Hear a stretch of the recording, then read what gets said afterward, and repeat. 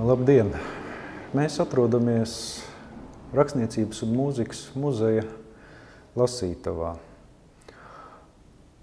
Mans vārds ir Marijans Rižijs, un es esmu muzeja mākslas eksperts.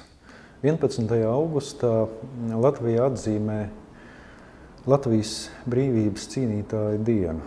Šajā datumā 1921. gadā Latvija un Krievija noslēdza miera līgumu, ar kuru Krievija atzina uz mūžīgiem laikiem Latvijas neatkarību. Kā muzeja mēneša priekšmets tādēļ ir izvēlēts ofortu sakopojums brīvības cīņas Ludolfa Liberta redakcijā. Ludolfs Liberts bija viens no spožākajiem Latvijas pirmās brīvvalsts laika gleznotājiem un scenogrāfiem. Viņš bija arī Latvijas Mākslas akadēmijas stājglezniecības meistardarbnīcas profesors, Latvijas Nacionālās operas dekorators un kopš 1936. gada pildīja arī Latvijas valsts papīra spiestuves un naudas kaltuves vadītāja pienākumus. Un tieši viņa laikā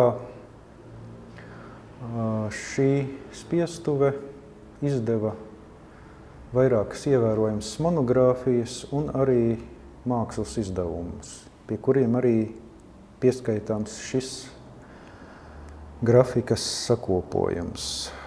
Tā izdošanas gads, 1937. gads, ir pieskaņots Latvijas valsts prezidenta Kārļa Ulmaņa 60 gadu jubilejā.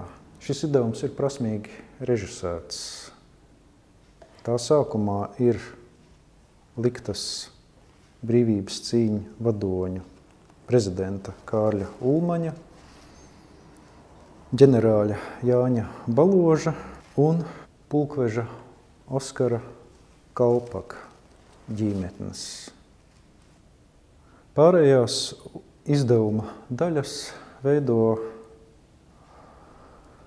Latvijas brīvības cīņu tematiskos un vēsturiskos lokus, kuru kulminācija ir cīņa par Rīgu un uzvara.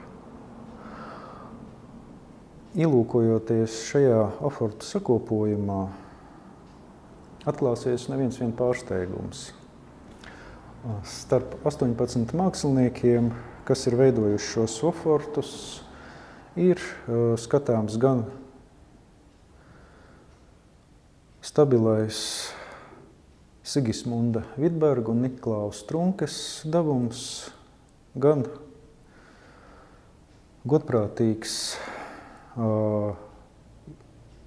šīs tēmas izpildījums daudzu citu mākslinieku darbos, taču neparasta ir mums pazīstamu izcilu gleznotāju pievēršanās šai grafikas tehnikai.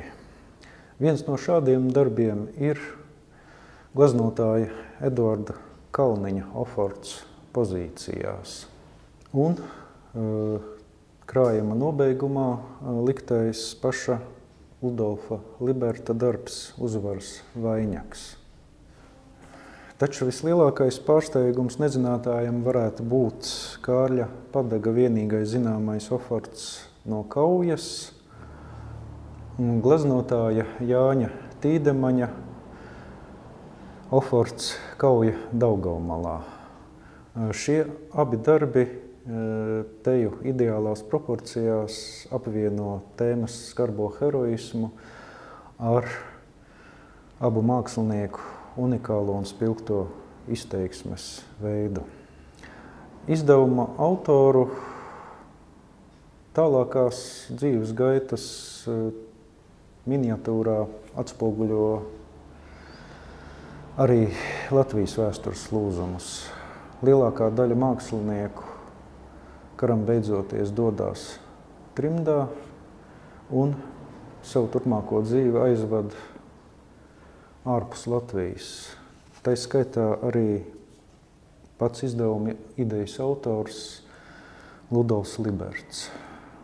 Savukārt Herberta Mangolda un Kārli Krauzi padomju vara represē. Kārlim Padagam un Rihardam Zariņam laimējis nomirt pirms padomju varas okupācijas, bet Eduards Kalniņš un Artūrs Apinis padomju laikā kļūst par varas atzītiem māksliniekiem. Kā zināms paradoks, ir minēms fakts, ka Artūrs Apinis, kurš ir veidojis šā izdevuma vāku un titulu vēlāk ir bijis arī Latvijas PSR ģerboņa autors. Šis afortu sakopojums muzeja krājumā nonācis pateicoties Skaidrītes Ozoles Bokartes dāvinājumam. Viņas tēvs šo izdevumu 1944. gadā ir ņēmis līdzi trimdā kā vislielāko dārgumu un ir vēlējies, lai šis izdevums vēlāk atgriežas Latvijā. Pats izdevums ir izdots tikai 250 eksemplāru metienā, un muzeja krājumā esošais eksemplārs ir viens no retajiem, kurš ir pilnībā saglabājies.